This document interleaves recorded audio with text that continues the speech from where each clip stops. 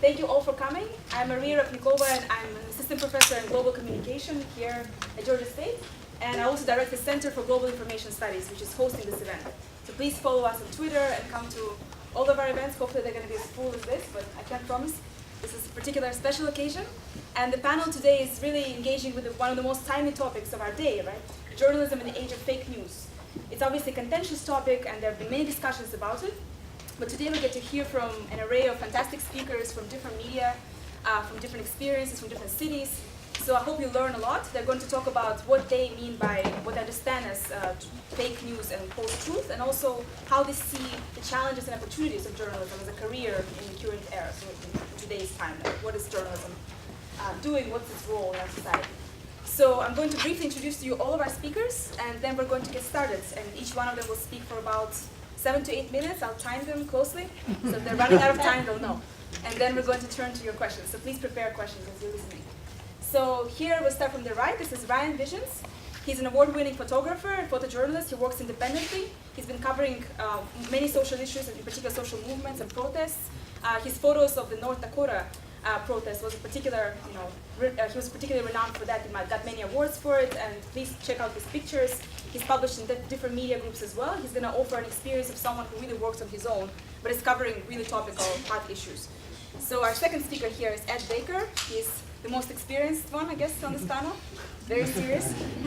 So he used to be the publisher of Atlanta Business Chronicle. He's now at the business school, actually, training students to go to the Silicon Valley and to kind of how to communicate and present themselves there. He's doing very meaningful work here at Georgia State, but he's going to share his experiences from, I think, the past as a publisher, working for advertising companies as well, as an executive, different positions that all relate to the media. A third speaker here is Michael Brooks. He's running his own talk show out of New York, Michael Brooks Show, check it out. He's also working for the Majority Report, an award-winning talk show, which engages with politics, entertainment, and history. And he's also writing for a variety of global news outlets on topics that have to do with Middle East, with US politics, and so forth. So please welcome Michael. He just came straight from New York, a long travel. And here is Donna Krejci. She's teaching here at our department. She's a fantastic colleague with a wealth of experience at CNN, 20 years experience, right? Where she went from the writer to producer to executive producer, and she led the first team to move the programs onto a digital platform. So it was the first team that has done that, and was also part of a group that won really fantastic awards for the coverage of the presidential election in '08, right? Right. The Gulf oil spill and the Katrina hurricane. So it's really quite an amazing experience we're going to share with you. And lastly, we have Stephen Sloan, who is a graduate of Georgia State. Are you a graduate of this department? Or no, a different department, but we hope. We wanted to claim you. But yeah, this university, Georgia State, he's running a magazine called State for CNN. It's the first digital magazine out of CNN. And in the past, he worked for Politico as an editor and as a journalist for Bloomberg. So again, really fantastic experience all around. So welcome to all the panelists. And we're going to start here with Ryan. He didn't expect it, but he's going to do great. So Ryan, welcome, and please speak up because it's a really big crowd. I'll try my best. Can everybody hear me? Yeah? First off, I want to thank everybody for being here. I'm definitely the least experienced of everybody on this panel. And today I'm going to kind of talk about my experience, what independent journalism means to me, and where I see journalism and where it's at. So the topic today was fake news and post-truth. And a question that I want to pose to everybody in the first place is, what is fake news and what is real news? For the last 30 years, we've been relying on mainstream media, news, newspapers, radio to tell us what's going on in society, find out information about what's taking place around the world. Over the last few years with social media, we've been able to see a boom of what's independent media, people being able to have their own voices, talk about issues from the ground. And now we don't have to necessarily turn to mainstream media outlets to find out what's taking place in Catalonia or what took place at Standing Rock. Now we have people that can be on the ground that can do a live feed and show you exactly what's taking place. Something that wasn't available 30 years ago when mainstream media or more known media was able to put it out there. So I had an experience last year. Listen, I'm just a regular photographer from Atlanta. Last year I kind of got put into an extraordinary situation where I went there to stand up for what I thought was right and document what was taking place because I wasn't seeing a lot of media coverage take place. I'm sorry, I'm getting nervous because I'm not used to it. Talking, I stay on the internet. This is weird. So, I had a series of photos. I went out there and I had a series of photos that went really viral. I had one photo that I titled "Defend the Sacred" that I put on a page that I had about 400 followers on. It caught wind on the internet. Within a week, it hit 100 million people around the world. It's been featured in People Magazine, Newsweek, Amnesty International. It was named one of the most powerful photos of the year in artsynet.net, Mike.com. And I know nothing about journalism, I'm not gonna lie to you. I just take pictures and say what I feel, and sometimes it's kind of rash and rude. But, you know, and so it was something that showed me that there is an opportunity for people to use and utilize the internet to be able to show on the ground of what's taking place from the people for the people. Nothing against larger media outlets and things like that, but especially right now, I think it's really important for people to document what's taking place in their own communities, have regular, everyday people to help spread the message of what's taking place. Because let's face the facts, when it comes to media, media is used to control culture. Every media outlet is out there is choosing, we see it, they're choosing one side or the other on politics. A lot of them try to say that they're fair and balanced, but they ignore issues or ignore good things that's coming out of the other side. And I totally get it, but sometimes they try to say it's fair and balanced, but they lean far one way or the other.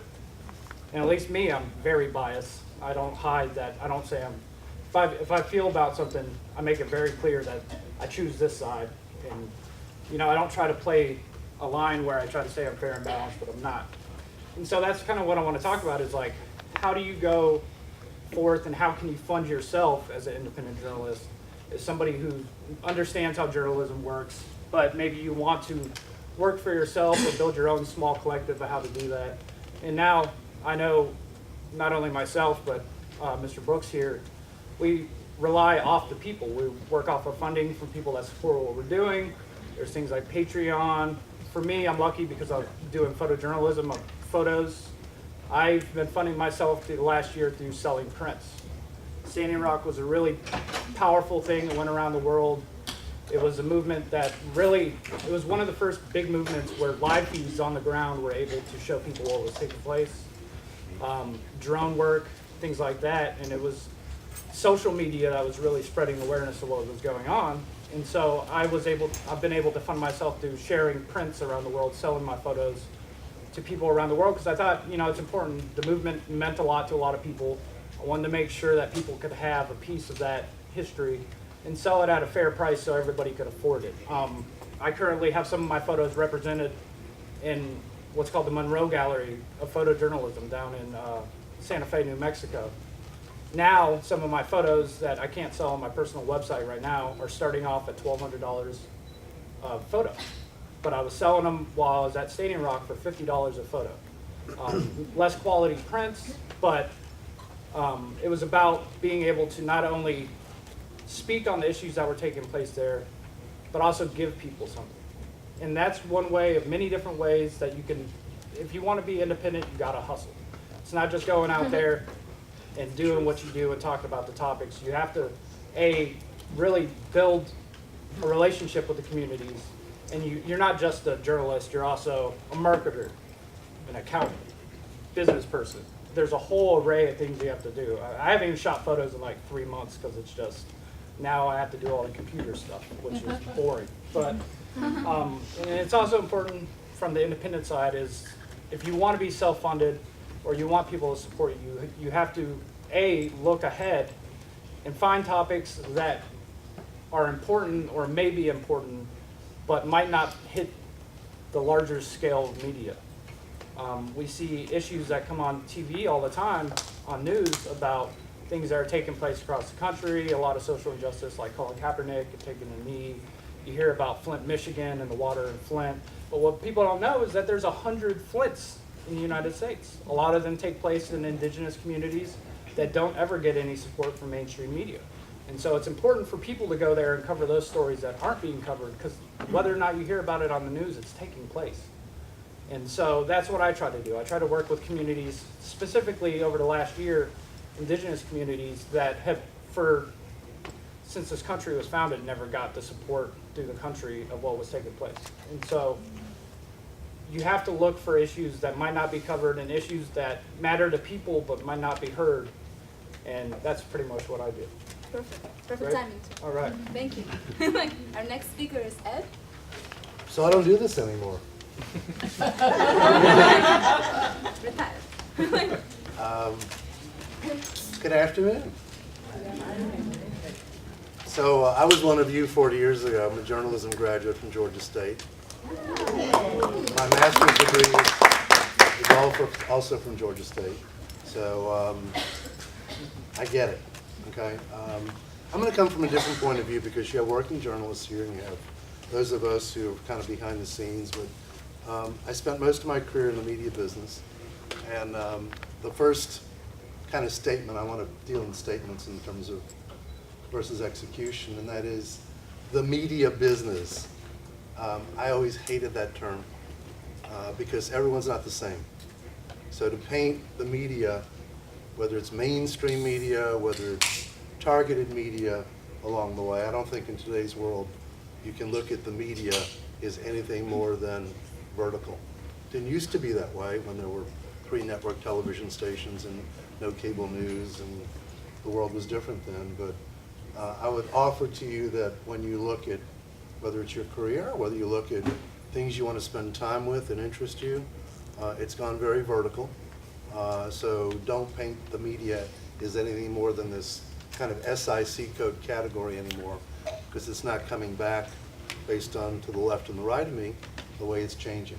So in your own mind, I would add the word vertical more than I would quote the media to anything that's going on along the way. Do remember, it's a business, and every single one of the media is out to make money. Okay? Let there be no confusion about that. Whether it's building an audience, or whether it's paying its bills, or whether it's buying more properties, or changing face of the landscape of all media, do remember, it's a business, and they're all there to make money. If they don't make money, he doesn't sell his prints, and he has to go find something else to do along the way. So it doesn't matter whether it's the $50 print or whether it's the $25,000 ad along the way. The whole business sits inside of, quote, the media. Do you remember the whole proposition is all about storytelling? The better storytellers get the time. It's a fight for time, okay? It's share of time, it's share of voice. That's what the media fights for. If the quality of the product is there, they will come. Very discerning, very intelligent group of consumers today where you can't play the games you used to be able to play, i.e. make it sensational and see what happens, okay? It's all changed.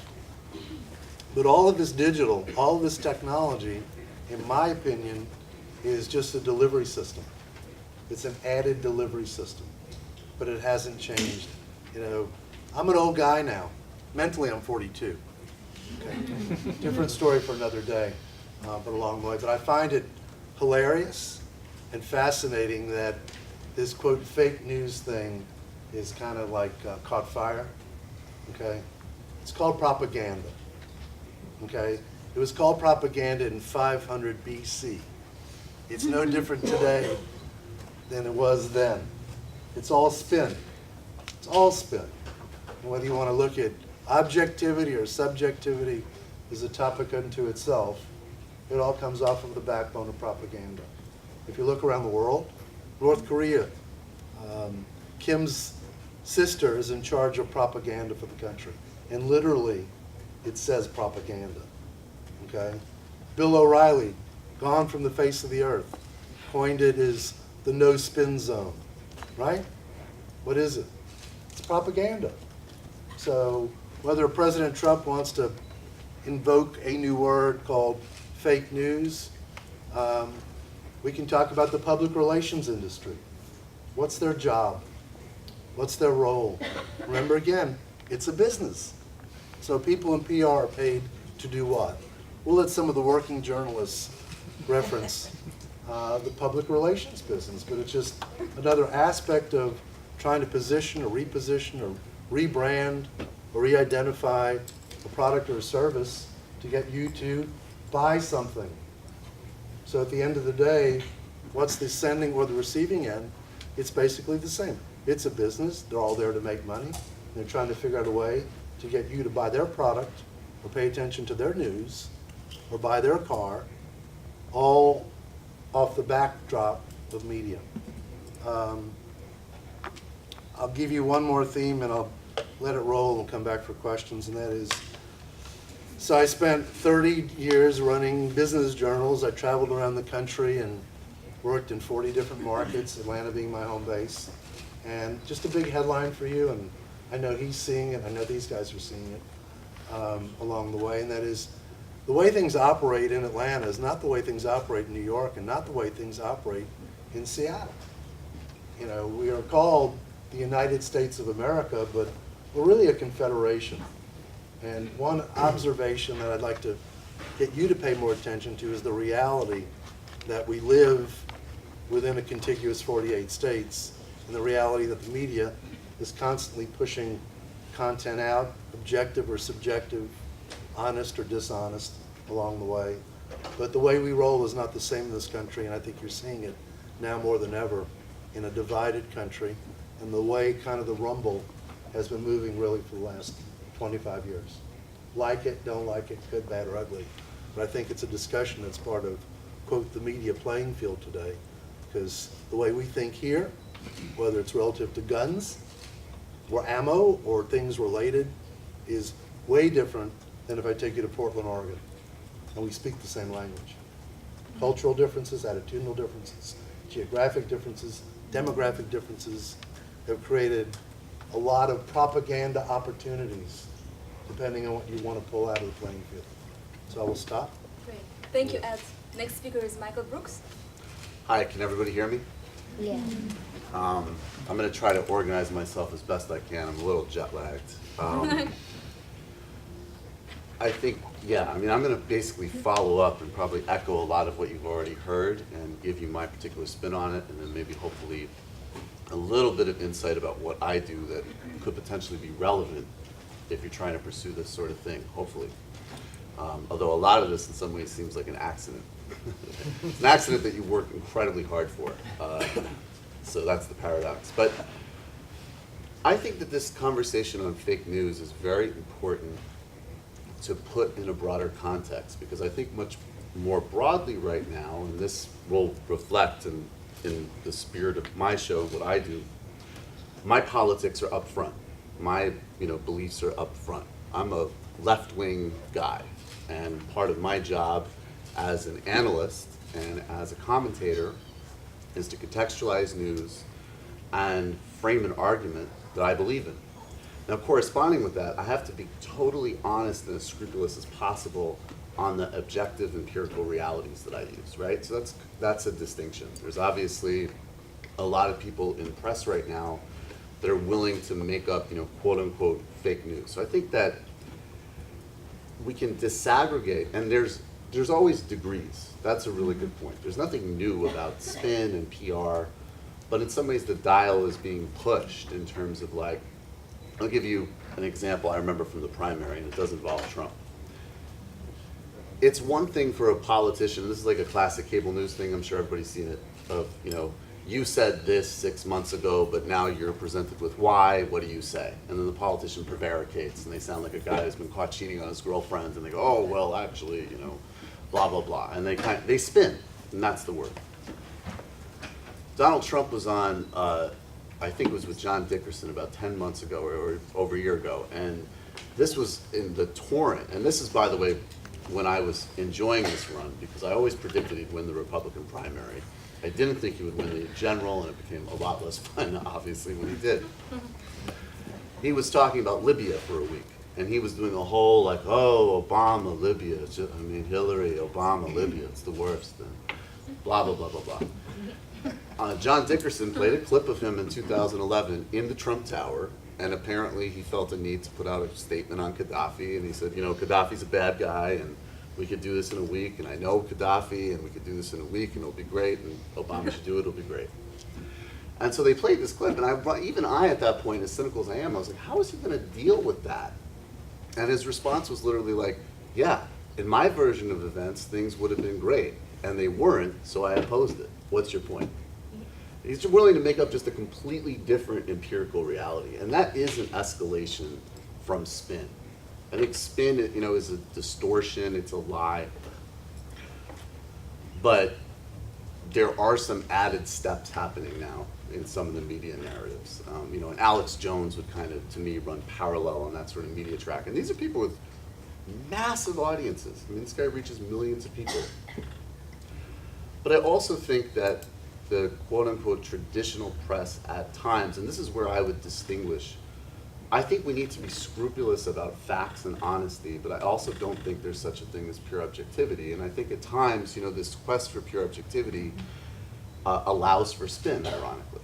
So I'll take an example from my side, because I'm open about my perspective. You guys know who Paul Ryan is, right? I do. Okay. I like him less than Trump. There's my subjectivity. No, but I mean, not entirely, but at any rate, this guy was going around for many years and he was selling a budget. And this budget would cut things like Medicare and Social Security significantly.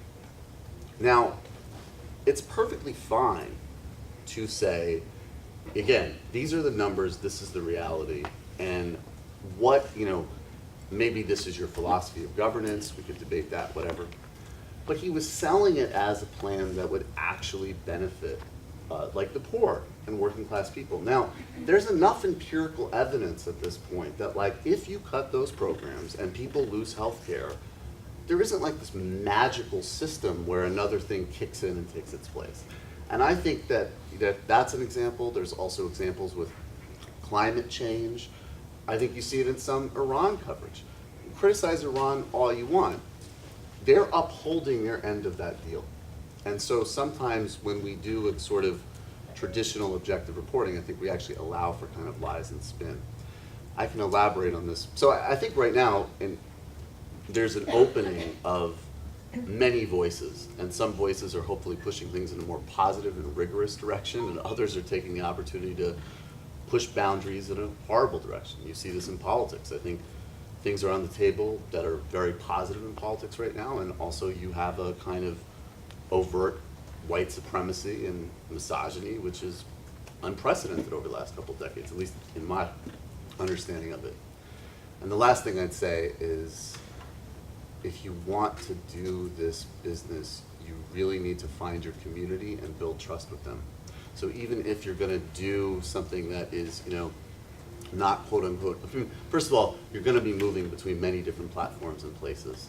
And as much as I don't like this statement as sort of like a way we should live, but you know that Jay-Z line where he says, "I'm not a businessman, I am a businessman." That's literally what this is. Like, you're exactly right. You're running a business, you're a publicist, you're a press person, you're a therapist, you're a storyteller, you're a teacher. And ultimately, ironically, if you don't build trust, you will get nowhere. But you have to choose who you want to build trust with, because some people will, trust anything. So, yeah, we can, any questions obviously later, but that's my basic thoughts there. Thank you, Michael. Our next speaker is Donna Clayton.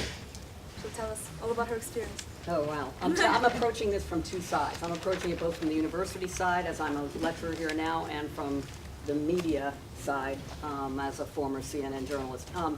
First of all, in my mind, there are two kinds of fake news, okay? And fake news A is the fake news that you don't want to believe, basically. And the other fake news is misinformation, right? So let me give you an example. When I was growing up, Bill Cosby was God. I loved Bill Cosby. My parents, the only comedian they would let me listen to was Bill Cosby. And all you guys know too, right? I mean, I had all his lines memorized. We would listen to his albums. There was no sex, no dirty words, nothing in his albums that would make you think this was a bad guy. So in the 80s, he gets his own TV show, becomes Dr. Cliff Huxtable, right? He's America's dad. Now, things start to surface about women, accusations of sexual misconduct and on. And in the beginning, you might think to yourself, that's fake news. I don't believe it, because I love Bill Cosby. I don't want to believe it. But when 50 women come forward with these charges, you have to ask yourself, am I media savvy enough, am I media literate enough to ask myself, you know, is there something to be believed here, right? So you have to be able to change your perspective a bit. Now, we didn't call it fake news back then. That wasn't what we called it, but that was, you know, pretty much in the beginning, my initial reaction was, this can't be true, because I didn't agree with it, because I had a different version of the guy, right? Now, the second kind of fake news is misinformation. Morgan Freeman is not dead, people. Thank God. Thank God. God bless this guy, right? He's 80 years old. He is not dead. Not that I know of. No, the entire New Orleans flight crew for the Saints did not take a knee and refuse to fly them to their next game. This is all crap. This is just misinformation. That's the other kind of fake news in my mind. Now, how has this all flourished? You know, some people blame social media. It can take some of the blame for this, not entirely. Social media can be a very good thing. I mean, you guys heard Ryan talk about citizen journalism and people sending information, and sometimes that's the only way we know about the atrocities in Syria, is for people with phones to tell us what's going on. But, you know, honestly, I have friends of mine, intelligent friends, who have 2 and 3 degrees, and they're sending me stories from group speak. And it's spelled GROOPSPEAK. Come on, people, check your sources, right? I mean, source checking. It's not all social media. It's not all social media. There is distrust of what we call mainstream media. And I was in the newsroom on November 7th, 2000. It was election night. It was a hotly contested election. We had just given the state of Florida to Al Gore. And over the PA system during a commercial break, attention, we are going to put the state of Florida back in the too close to call column. I turned to a colleague next to me and I said, this is going to cause big problems. And I didn't just mean for the country, though nobody could foresee the 5 weeks of recount and hanging chads. I meant for the business. We had just gone on air with information, and our business was information, right? And we'd given you the wrong information, and that's not good. Now, I want to be fair. CNN wasn't the only network doing this. We all were getting information from the same source. We all dropped the ball big time. But I illustrate this, or I tell you the story to illustrate how, to some degree, news organizations are responsible for the distrust. I mean, there's all kinds of examples of this. CBS reporting that Tom Petty was dead. He was not yet. Fox News reporting that John Paul II was dead more than 36 hours before he was. He was not dead. And I don't think I'd get the Pope angry, but that's just me. And by the way, as a proud alum of CNN, I am here to defend the network. I still think they do an excellent job. They're excellent at news gathering, vetting, and reporting, and they're still, to me, the most trusted name in news. I'm not here to destroy CNN at all, but I'm pointing out to you from my experience why I listen when people tell me, I don't trust the media. I don't believe what you guys are saying. Now, another thing that sometimes we see media do during elections, they bring on analysts on their game show style network platform, right? And they have 12 analysts up there all telling you it's Hillary's election to lose. They were all wrong. They were all wrong. And you look at this and say to yourself, why should I believe what you're telling me? You just spent 2 hours of airtime analyzing an election with 12 people on the stage.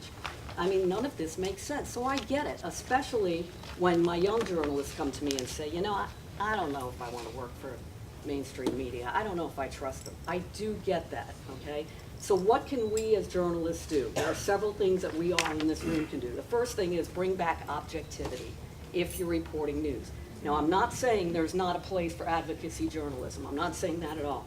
But you have to stop treating the audience like they're idiots. You have to stop telling them what to believe. People bristle at that. They don't want to be told what to believe. We've got to start telling compelling stories with people at the center.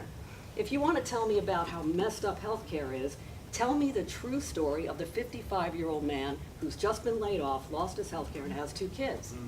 That's the story to tell me. Don't show me protests. You know, go visit doctors and listen to them tell you about the stack of paperwork these guys have to fill out before they can spend time sitting down with a patient with cancer. Tell me about the 27-year-old with cancer who can't find health insurance. Tell me these stories. And that will inform me and will compel me to act as a news consumer. Stop jumping the gun. I mean, stop reporting because you want to be first. Get it right. Be accurate, and then worry about what's first. If Tom Petty is not dead, why do you rush to tell people this? Now, you know, there was a retraction, but honestly, is there some medal you get for being first? No. Take the emphasis off first and put it on accuracy. And finally, for all of you in here, well, a couple more things. I mean, for one thing, we need to rebuild journalism's image.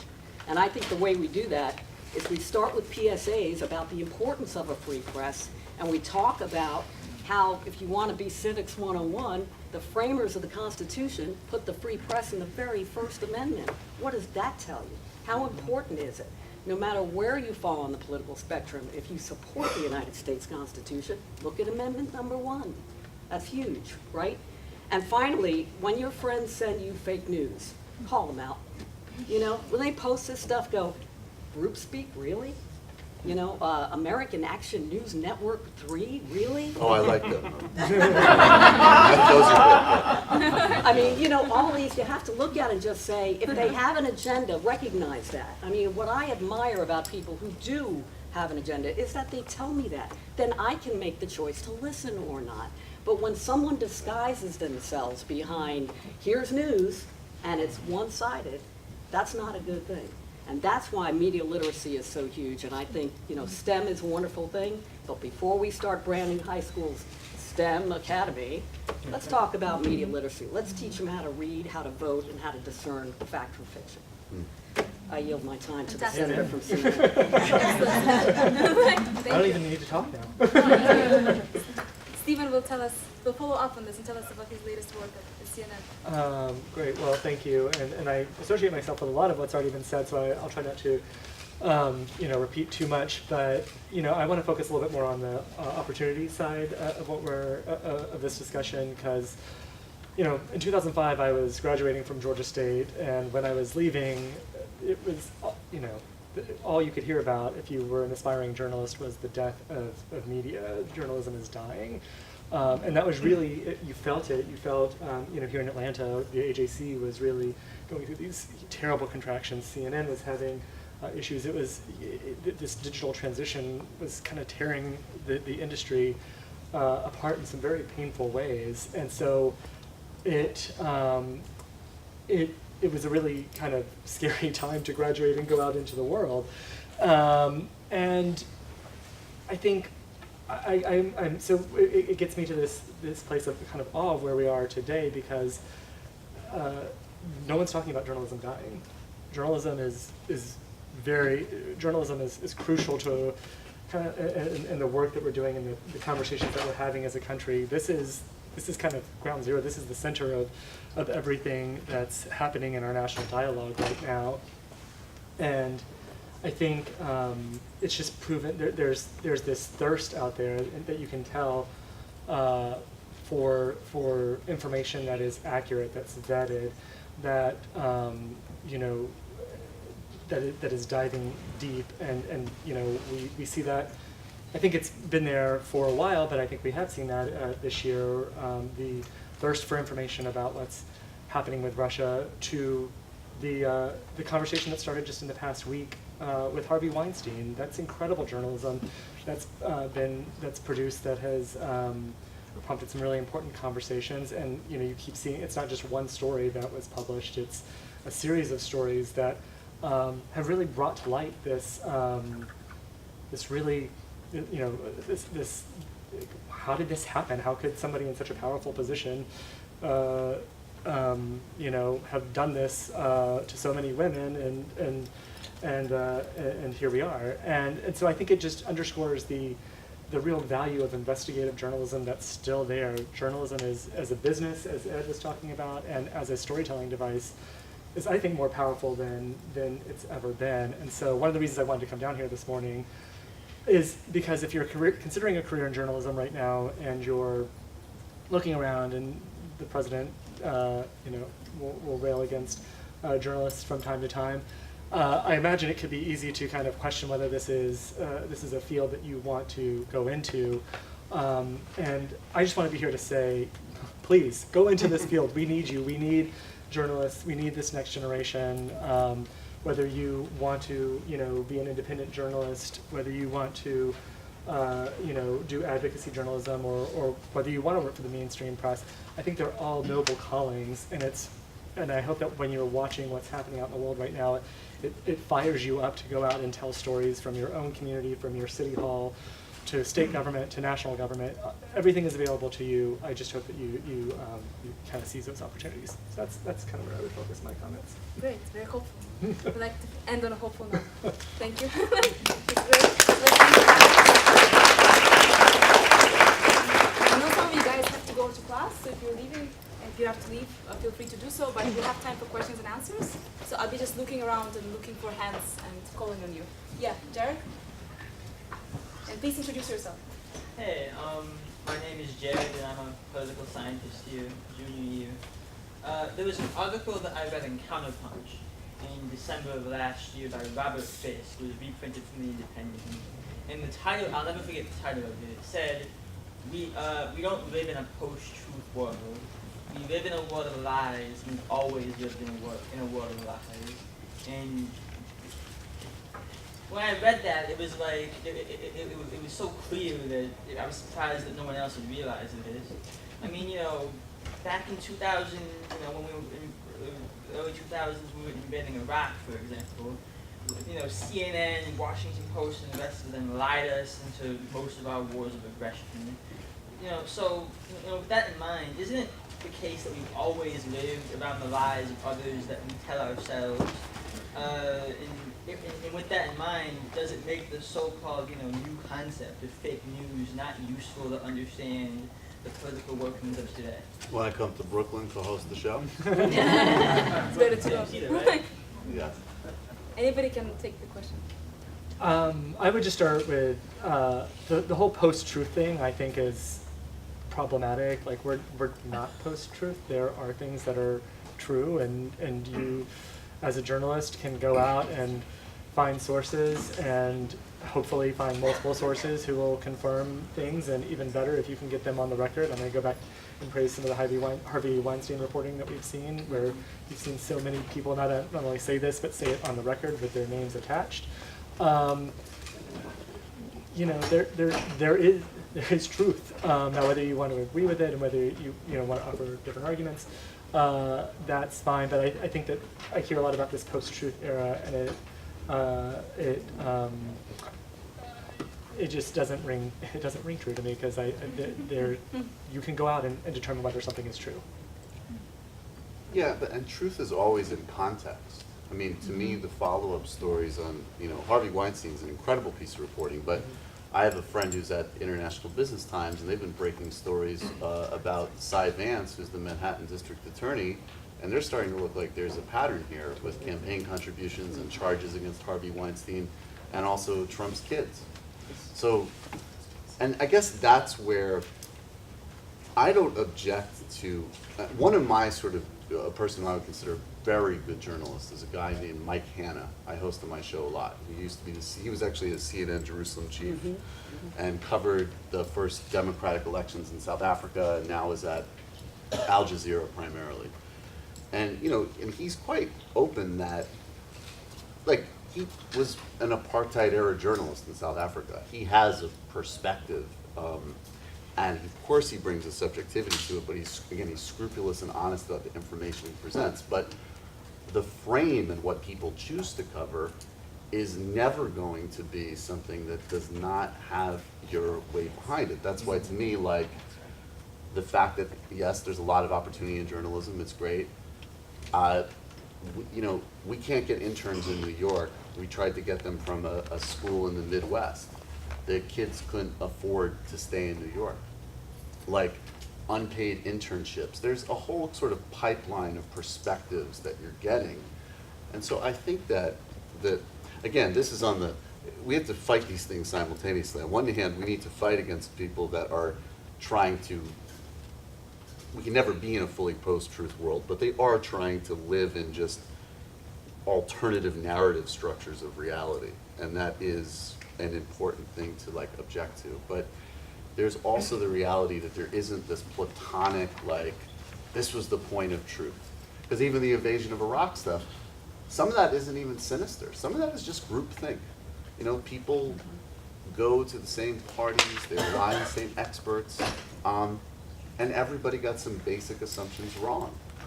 So I think that those are the sort of contextual questions, which even could show up in reporting, because that to me is like, that's the next part of the Harvey Weinstein reporting.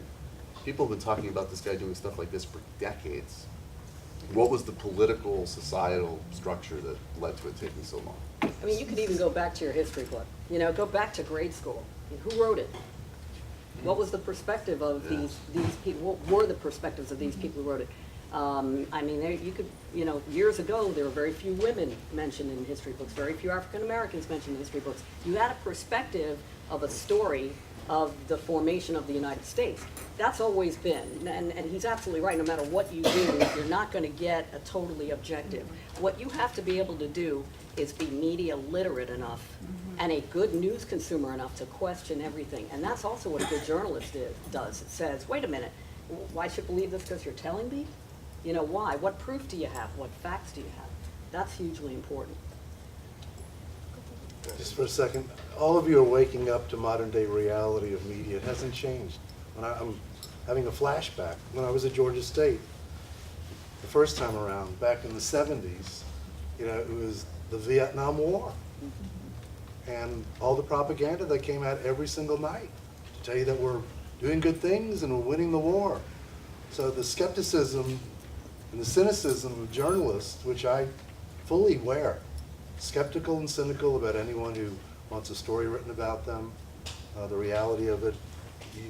He was an intern at the Chronicle, and it was the truth, the whole truth, and nothing but the truth. We didn't write it. But that was our value system, but the reality, I can give it to you in every single generation, every single century. I'm going to give you the however. I think that, quote, the general media panders to the ignorant masses. And that's where the numbers are coming from. And I'll just give you one validation, that is, look at the phenomenon called reality TV and how much of it is there and how well the ratings are and how much money is made, back to my point about it being a business. Brian, I'll stop. did you add something? Sure, yeah, fake news. We could start with the fact Christopher Columbus didn't discover America, but that's put in our history books every day to tell people that he discovered America. He never set foot in what's considered the United States ever, and we celebrate that like he was here. He wasn't. And the Pilgrims weren't nice people. I'm not saying, believe me, I've met the Sioux. They were a war tribe. I mean, you know, no, but what I'm getting at is that, listen, whoever controls media controls the culture, period. Whoever controls media controls culture. Everybody has to get paid. Some people get paid from $25,000 advertisements. Who's paying that advertisement? Is there things that they don't want to talk about because the people that are paying them might be paying them to not talk about things? Case in point, I appreciate CNN for everything they did, but at Stony Rock, one of the big things that came out, we discussed with, anybody familiar with The Intercept? Yeah. Snowden, all that. Big thing that came out was this group called Tiger Swarm. They were a private mercenary group that came out of what was called Blackwater, if everybody's familiar with Blackwater. They were operating illegally in North Dakota. They were denied a permit to work in North Dakota. They were working directly with law enforcement, right? Big story, right? You'd think it would be covered. Mainstream media or network media never discussed that topic, never brought it out. Came out the fact, and I don't want to dog on anybody, but James Reese, who's the founder of Tiger Swan, is a global analyst for CNN. So maybe there's reasons that people don't tell you. And I'm not saying that they're hiding the truth, or they're telling you lies. Anybody's telling you lies. Everybody pretty much tells the truth. But there's certain parts of truth that people leave out for certain reasons, and that's always going to be the case, you know. I've always respected CNN. I know they've done a lot of really good stuff, but being on the ground and watching that stuff happen, that has to be looked at, and that has to be acknowledged when you talk about news. And somebody's always cutting people checks. The question is, who's cutting you the checks? And if you're not mentioning them because they're cutting you checks. So. Great.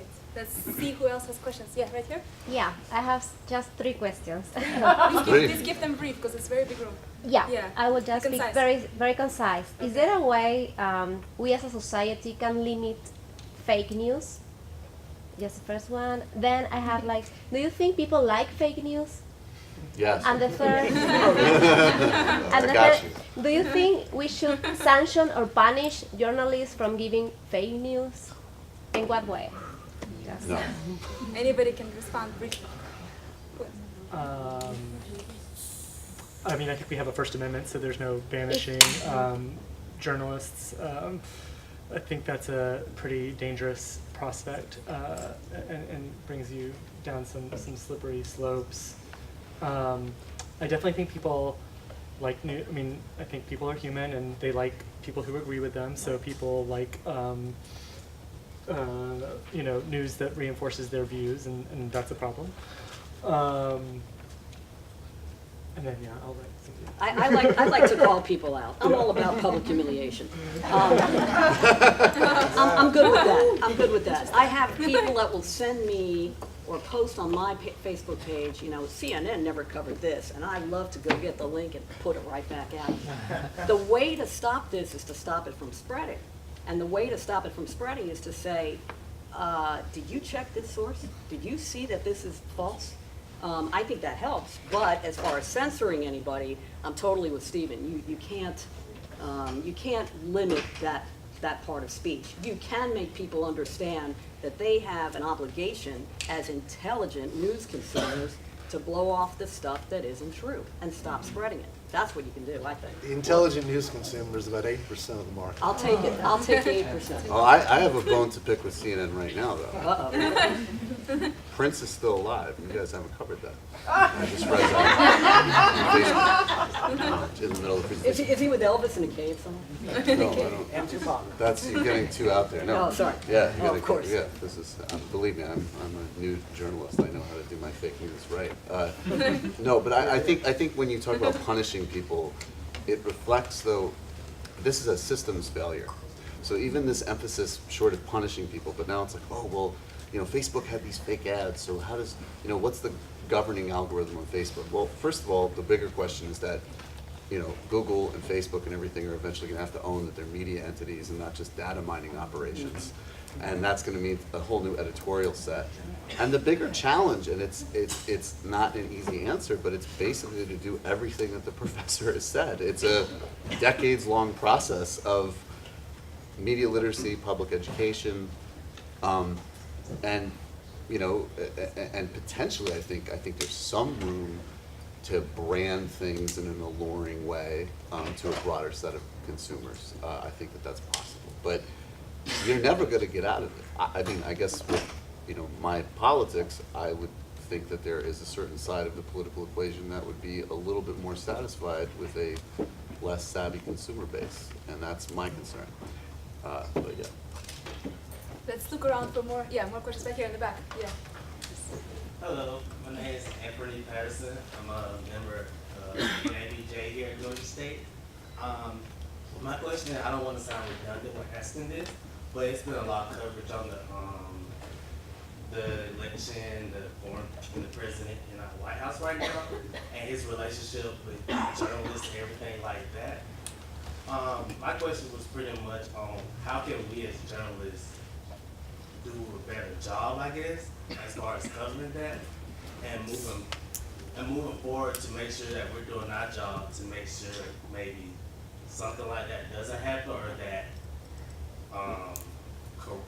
like that wrong is wrong, but that I guess what I'm saying is that the truth that was right eventually prevails.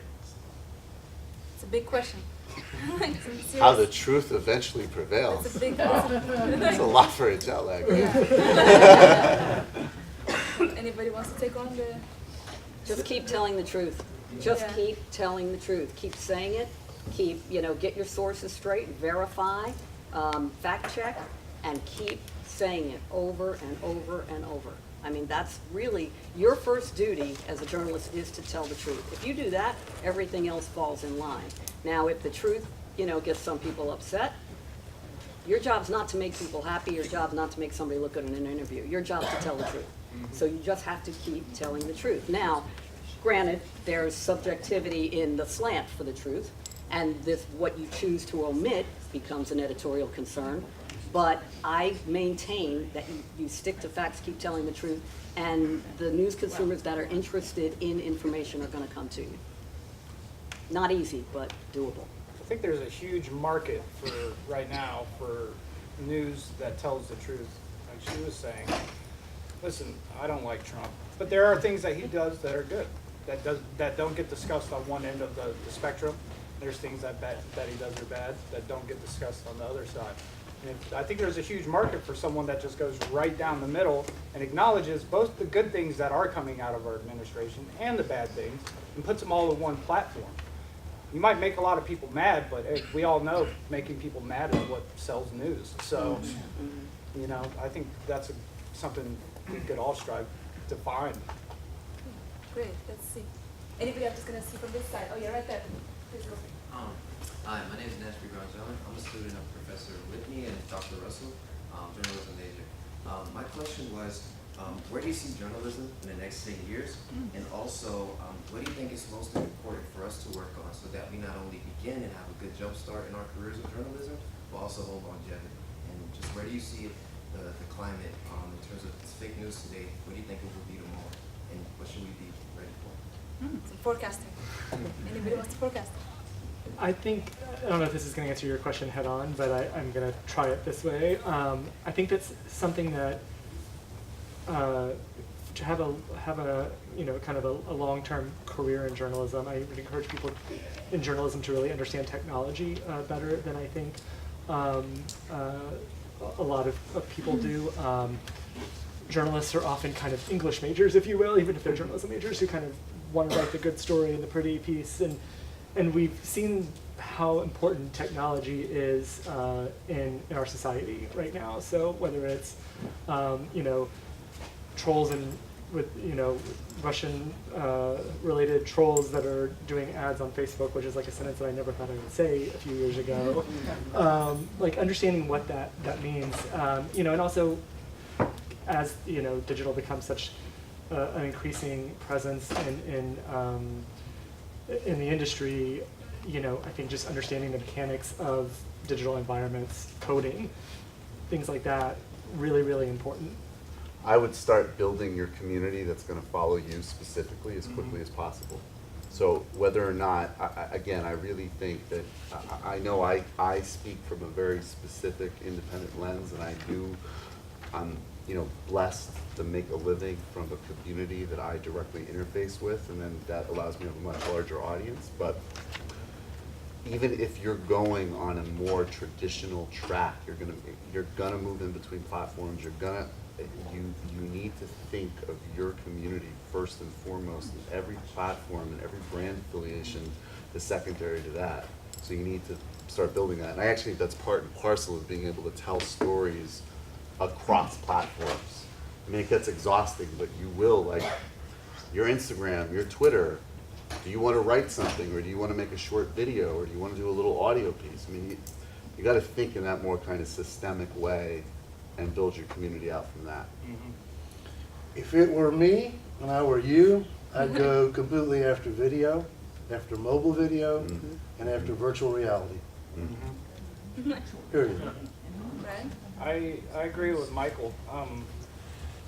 As I said earlier, you guys probably know more about journalism than I do. I'm very, very honored to be up here with these folks. And I'm just making it up as I go. One thing I could tell you that, what? Sure. I think everybody is. Yeah, but one thing I can tell you is, like Michael said, it's important, you know, even if you're trying to get a job with a large media outlet or something like that, to build your own platform, to be your own person. Like, I shoot photos. I don't know that much about what I'm doing. I'm just figuring it out, right? But what I do know is that at the end of the day, no matter what I decide to cover, I got a Facebook page that has 250,000 people that go listen to what I have to say. That's right. And even if I get a job for, let's say, Routers or Associated Press and I get fired, I still got 250,000 people that I can turn to talk about what I want to say. So that's your base. I can complain about them to them, right? So Steven just has something. I was just going to say the through line through all of this is that regardless of whether you're an independent journalist or working for the New York Times or CNN, your name is the most important thing that you have. That's right. And if you're somebody who goes out there and puts out things that don't make sense, that, you know, that are not supported by the facts, regardless of which type of platform you're doing it, you're going to get branded as somebody who's unreliable. And if I may just be I want to be cynical and honest, I think this is not at all what you want to do, or anybody in here. That's a choice people are making, and there's a business model in that. And we have to be real about that. You know, we could be kind of high-minded, like, oh, you don't want to. I see opportunities all the time to skim on all sorts of things, particularly in these new platforms. And there's a lot of money to be made. So you also, I think, need to be real about the temptations as well. Because it's very hard and very real out there. And you have to strike those balances and maintain your integrity. And figure out what audience you really want. And I think it's important to be honest. I don't know, I come about it from a different perspective. I mean, I try to tell what's true all the time. A couple times I've screwed up, I'm not afraid to admit that.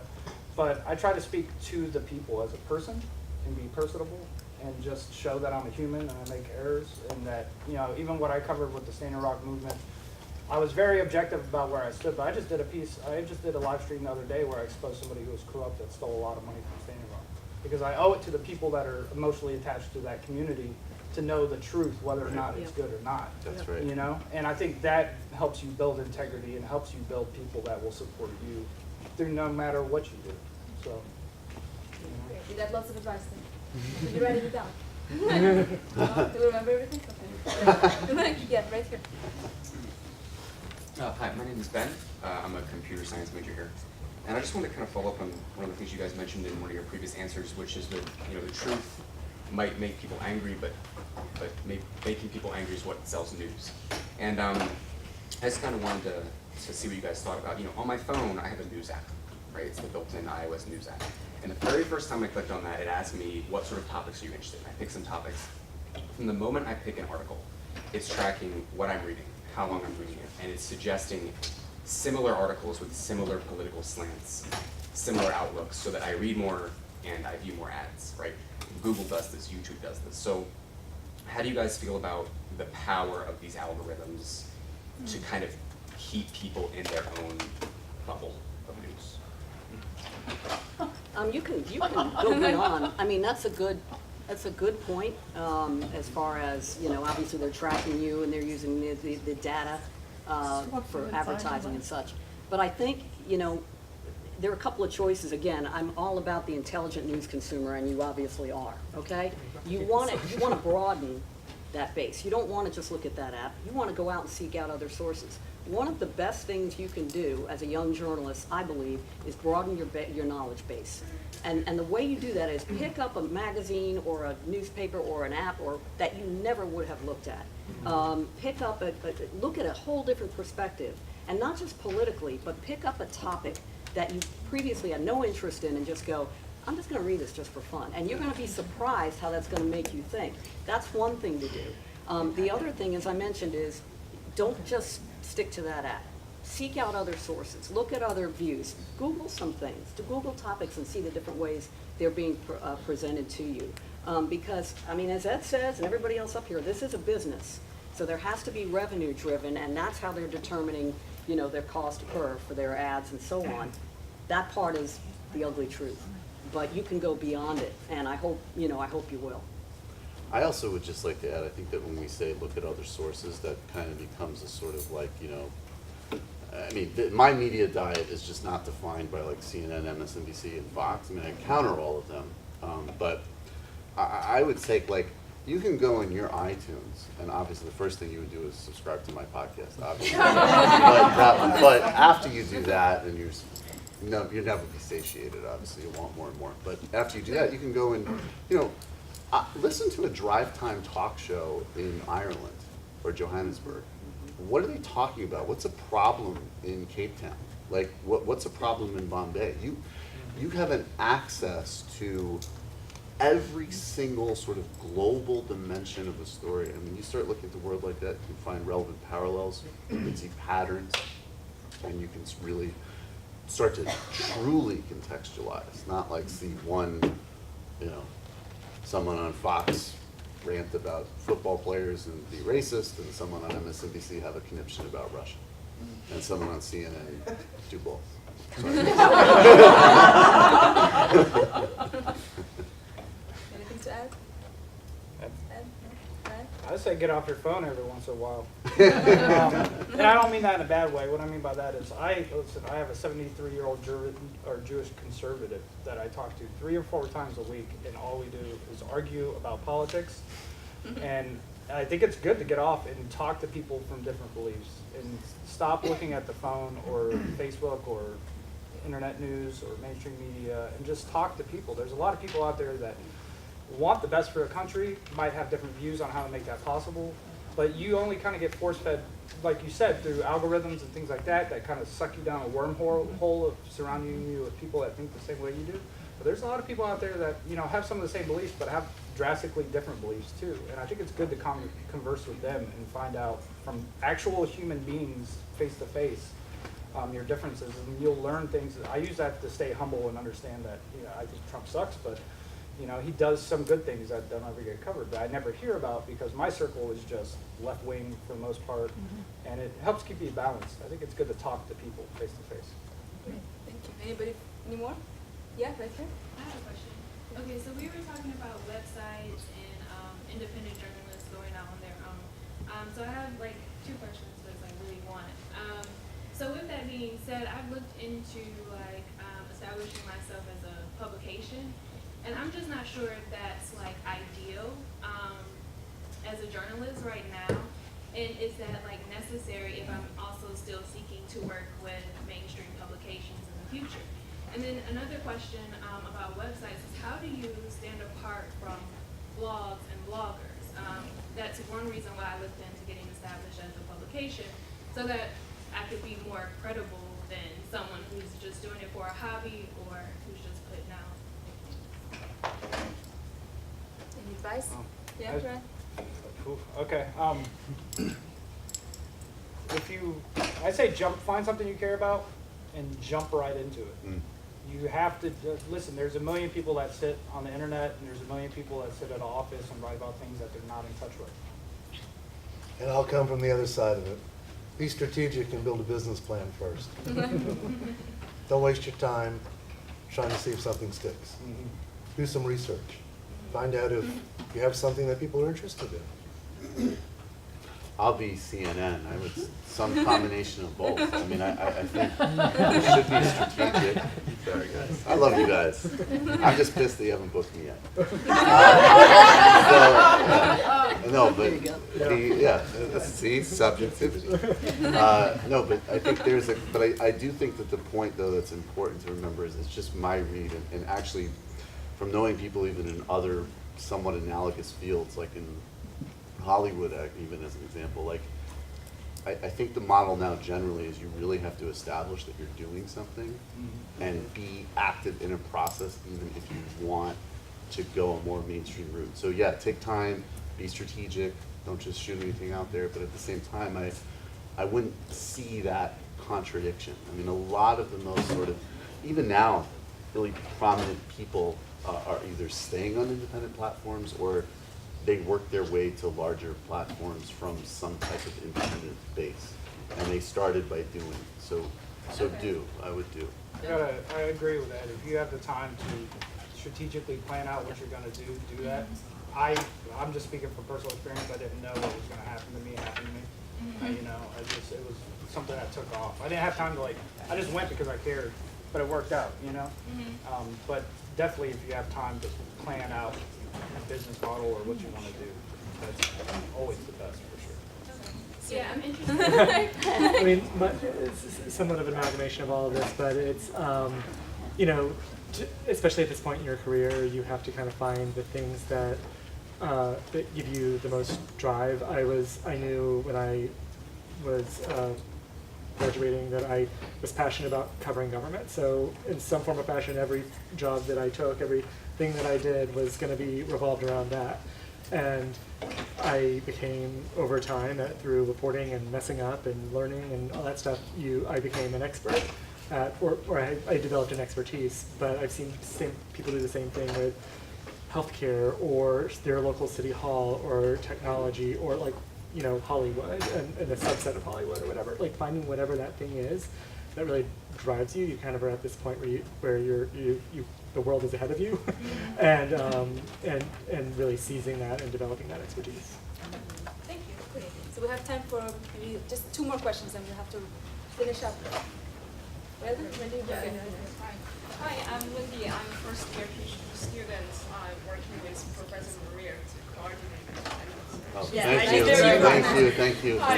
So my question is that, what do you think about how media deal with growing political polarization among the audience? Because there's a study, I think, issued by the Reuters Journalism Center saying that the diverged political views are closely linked to fake news claim and also the growing mistrust in media. So I wonder, do you think should the media outlets nowadays cater to the specific political stances or seek the middle ground? Yeah, so which option would fit the media? Well, I mean, there's no disputing the fact that, you know, good TV is people fighting. Although good TV is also informative.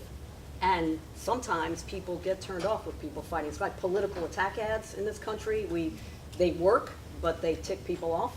And some people will sit home as a result of them. So you risk that when you do it. But there is, you know, there are models in broadcast media especially of people setting up the, you know, point counterpoint fight debate situation. Now, what we have lost in the country, and I'm going to sound like an old, you know, baby boomer that I am, but we have lost civil discourse. If there is a way to bring that back, where you can respectfully discuss a topic without it turning into great TV, well then that's definitely one thing I would hope that different media, news media outlets would try to do. Again, it's a business, right? Again, it's what people are going to tune in for. You know, your appointment TV audience, appointment viewing audience is dying. People want instant gratification looking at something on a phone or on an iPad or whatever. So that presents the challenge. You know, what do you offer to bring them back? The other challenge that we have in this business is media fragmentation. I'm sure I could talk about this very much. And basically now you have so many choices out there that everybody's audience is like a sliver. And that's problematic for the business model. So this is real tricky as to how do you get people to watch, right? But also, as you say, not polarize. And polarization is a bad thing. I agree. Let me present a little bit of a different angle on that. So I don't view my work as an example. I actually don't view, in some ways, in that kind of limited left-right. I mean, again, I'm obviously very much on the left, but I don't view my job as sort of like argue with Republicans.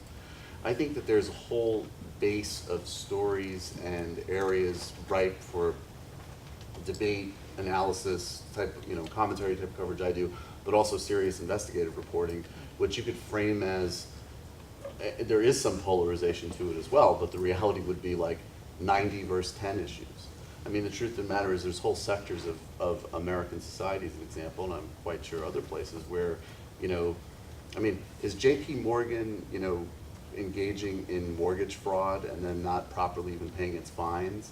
Is that really a partisan argue? I mean, I guess maybe there's certain, but not really. It's actually a bank harming the public interest, and I would, you know, that's my perspective. You could probably find analogous examples with, you know, a government performing something inappropriate. So I actually think that there might be a way in which all of these polarizations in culture debate on some level can cool down, and we could start focusing on some real sort of systemic issues and systemic abuses that hit most people, regardless of whether they own a gun or drive a Prius or all the, you know, sort of market categories that we are so obsessed with. I think those things need to come back.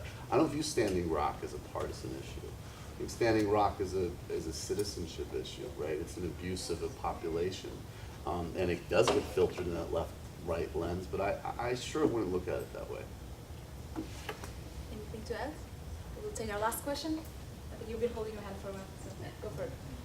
Hi, Megan. I'm a PhD student in communication, not a journalist, more from the consumer side of questions. So you've talked a lot about the role of media literacy and engagement. And what I'm kind of curious about is how we reimagined accountability from kind of the consumer standpoint towards the media.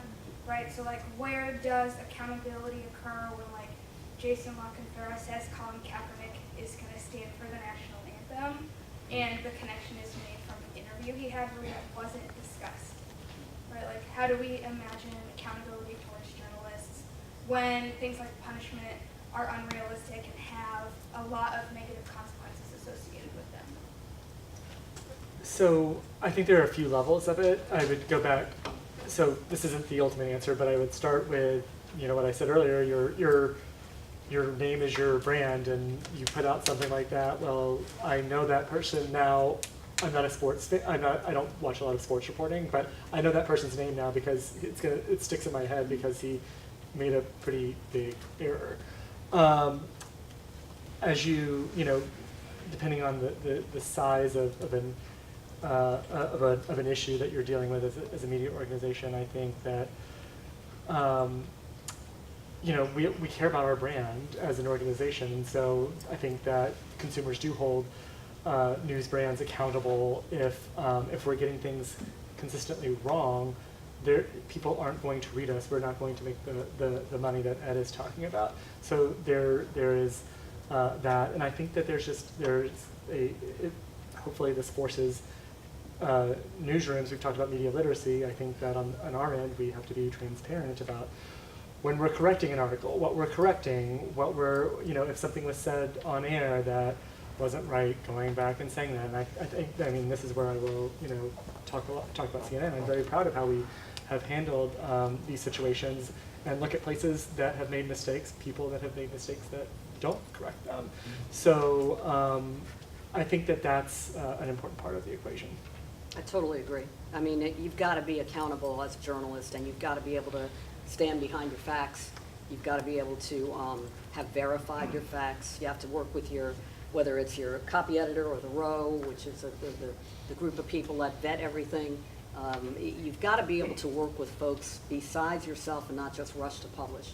That's a big part of the problem, is this I'm going to be first with the story. That's been around for decades. But I totally agree. There's got to be media literacy on our side as consumers, and there's got to be accountability on the journalist side. But the other thing journalists can do, and this kind of falls over everything we're talking about, is treat everybody with respect. I mean, there's a lot of politicians I don't agree with. I don't want to have one on air with me and roll my eyes while that person's talking. I don't want to have somebody on air with me and go, oh, really? You know, I want to ask an intelligent question. I'm going to hold them accountable. You better believe I am. But I'm going to have my facts lined up to where I can do that confidently. And I think that treating people with respect gets you very far in this business, too. Any final additions? I think people are smart enough to make their own decisions when they come across false news or errors in journalism. I think if somebody puts out too much wrong news or bad news that's not true, I think most people are smart enough to realize that and say, okay, well, I can't really trust this person's perspective. They've made too many errors. Today, we saw today, AJC put out an article saying that Kasim Reed vetoed the marijuana decriminalization. They came back and fixed it, but when that stuff happens, you know, that there's a lot of people that heard that don't know that it's actually been signed. And, you know, when those errors take place, they admitted that it was an error, but, you know, there comes a point, like, how many strikes can you get before people just stop paying attention? So there's a lot of sloppy journalism out there. In conclusion, it's not going to change or go away. Okay? People make mistakes. I don't think intentions are bad, but there's a lot of work out there that I would say is questionable. To me, the answer moving forward is social media. That's where your vote is. So if you want to take down a media property or a country, it's social media. Because I don't think the FCC is going to kind of rein in anybody anymore. I think that's left the train station at this point. But I think this is also the vote. What happens with their ratings? What does the larger consumer public say about it? But it's not going to be through regulation. It's not going to be through anything that resembles oversight anymore. And those days are gone. That's the opportunity of social media, though. But I can't tell you how many times we realized that even if something as simple as a typo in a story, this happened to me a few weeks ago, it was just a typo that someone flagged to the reporter on social media. I mean, I feel like I remember back in the day, you know, growing up as a kid in Atlanta, these, you know, CNN personalities were like larger than life, and now you can tweet directly at them and tell, you know, and I really resent that coming into media where I can't just be and they looked do, down on. and they look and, you know, and if they're worth their salt, you know, any journalist, not specific to us, any journalist who finds something wrong with their stories that way, it's just a huge opportunity for accountability in journalism. Great. So I think we have to conclude here. So let's thank the panelists. They had a fantastic. I also just want to thank you to all the people involved in making this panel happen. It's Carrie, Lillian, Wendy, and Virginia. So please stand up and we'll just thank all of you for doing your work.